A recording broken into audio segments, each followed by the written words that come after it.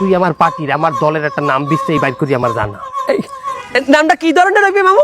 মনে কর যে মানব সংগঠিত সরকার পার্টি।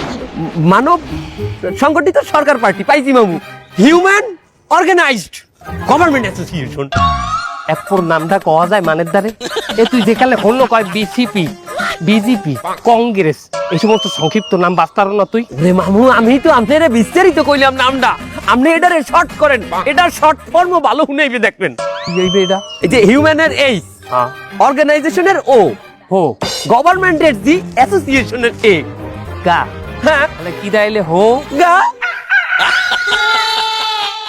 এটা একটা পার্টির নাম আর আমি এই পার্টির চেয়ারম্যান থাকবো।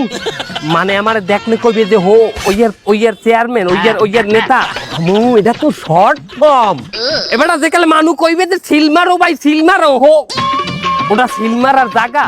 তুই উপরে ওঠ নয় কিন্তু গার্গর পচাই দিব উপরে ওঠ। কত উপরে উঠবো? বহের দিকে ওর যে একটা দরদ একটা দোয়া চললি আসবে এই দলটার জন্য এরকম একটা নাম রাখ।